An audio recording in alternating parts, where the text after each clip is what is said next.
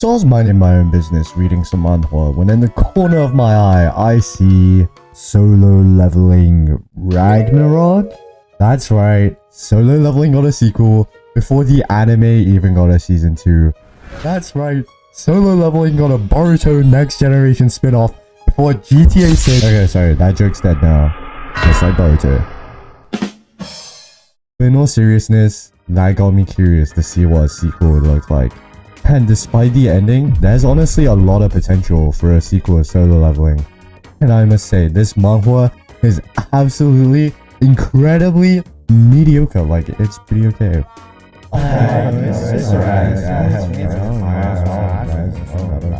not bad, but like, I've seen better. Yeah, let me explain. Story opens up with a generic lore dump exposition, which is good, since I still don't understand the ending of Solo Leveling after reading it twice.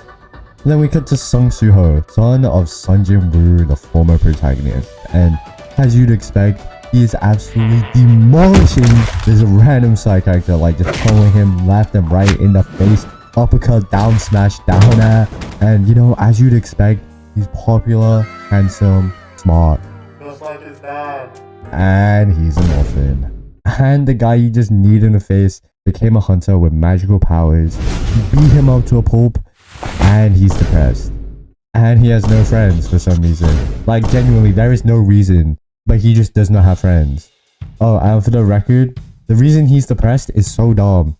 Supposedly, it's because hunters are privileged and everything is given to them. Like, celebrities don't exist.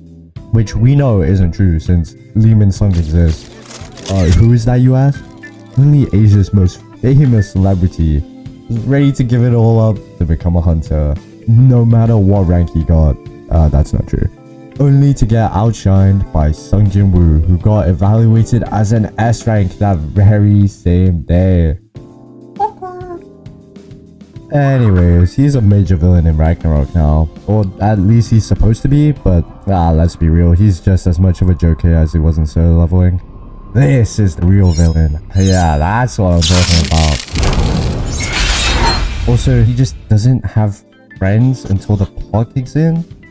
And also now his friends are a dog and a talking sword. I don't think that's called friendship, I think that's called schizophrenia. But yeah, speaking of friends, I guess, there are genuinely like no other important characters. Or at least like another 10-20 chapters into the series. It is unfortunately just Solo Leveling reskin. And while that's not necessarily a bad thing, the plot is debatably, questionably, pretty okay. Yeah, that was it.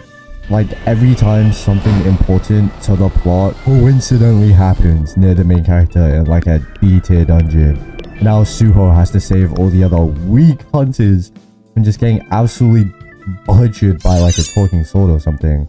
That's a real thing, by the way. Anyways, up until chapter 18, the main characters are Suho, Beru technically, but he got nerfed. They nerfed my boy, which is fair.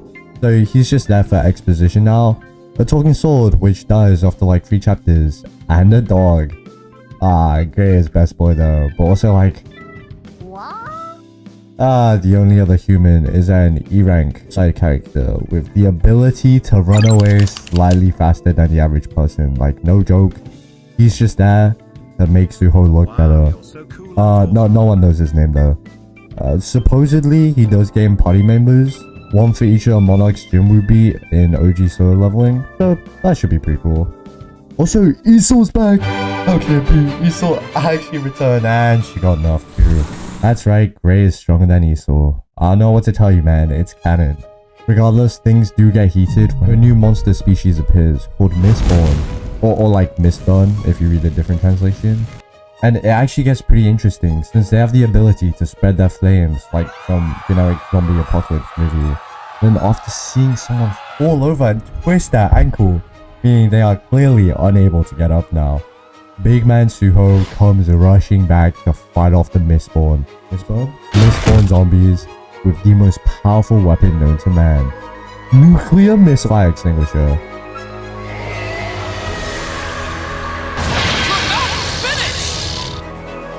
Afterwards, he gets a notification asking him to be a player. after completing the quest Courage of the Week. Wait a minute, that sounds kind of familiar. It's just like cool, I guess. It's a nice throwback, though it does get a little cheap, especially when they keep on using the same bit over and over again. Like when he got the daily quest and did double of each quest, only to get some cool gloves, which, I mean, yeah, it's cool, but you couldn't have thought of anything else, especially for him to get his main weapon.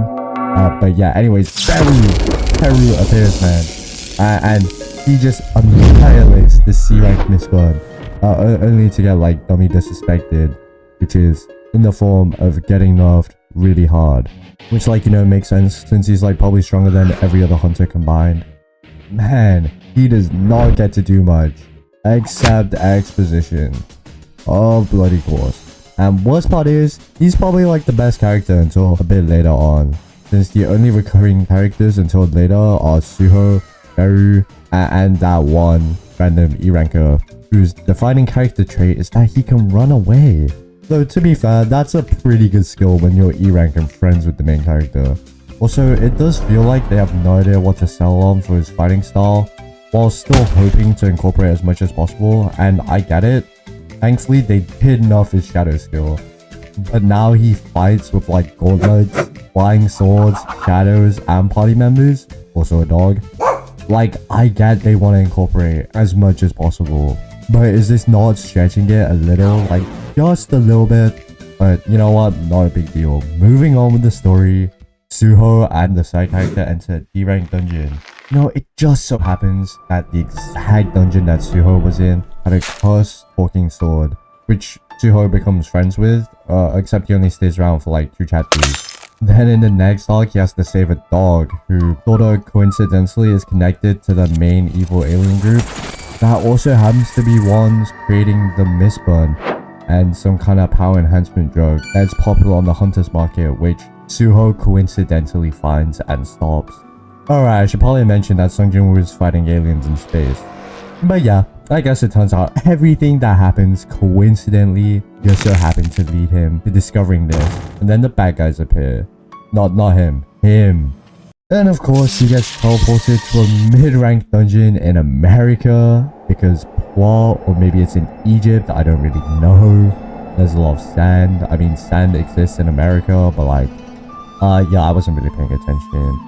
And you know, obviously there's a powerful S-rank ancient being that just so happens to be trapped in that dungeon. Overall, it is a little bland, and the story is just about him being trapped in the dungeon, so he can't leave the dungeon. And since Suho can't be an S rank, he thinks, wait a minute, if you can't break out the dungeon, you should destroy the dungeon. Really a 2-digit IQ play of all time. But yeah, then he just one-shots the boss with like 67% power, which is, oh yeah, that's a little questionable. The dungeon boss is supposed to be pretty strong, but yeah, that's cool too, I guess. Then they fight against the chains for 2 panels. Unironically, they are struggling against chains. I don't know what to tell you. And then they become best friends and jump through a portal. Like, no joke, unironically, that is straight up what happens. And this all transpires in like half a chapter. I don't know how to feel about the pacing, so I'll pretend like I didn't see any of that. Moving on. It's pretty funny to see that they wanted to make Lee Ming-sung an actually interesting and powerful villain compared to Solo Leveling where he was just a gag, but oh my goodness, even though authors hate this man, he's getting dogged left and right, and you just can't help but feel a little bad for the guy. I mean, yeah, he's like a terrible human being, don't get me wrong, and he's probably about to destroy the world, but man, to go from Asia's #1 star, and then your driver becomes an S-rank hunter, and then getting disrespected by this alien boy, as well as Woo Jin-cho, my guy. Brother cannot catch a break. And I get the feeling he won't be doing all too much in the future, but, you know, we'll have to see. Waiting the crash out of Lee Min-sung. Another thing to note, I think one of the things that hurts this series most is the art. Like, don't get me wrong, the art is actually really high quality and clean. But it is to be expected considering one of the main things that carried Solo Leveling was the absolutely stunning art. And unfortunately, the artist did pass away shortly after the serialization of Solo Leveling's manga. A rest in peace, Gang Seung-grag, an absolute legend. But yeah, after the end of Solo Leveling's manhwa, even the assistants did mention how a group of them still learning to grow and learn from Sungreg's insane level of art. And you know, don't get me wrong, the art of Ragnarok is incredibly clean and well done, for the most part. It is hard to measure up to his level of detail, and this is especially considering that the art quality of Solo Leveling is no longer the exception and in fact slowly becoming the norm. Now, it is by no means bad, and I know I've been dogging on Ragnarok almost all video for being a generic power fantasy, but if you enjoyed Solo Leveling and kinda wanna chase that high, Ragnarok's actually not that bad.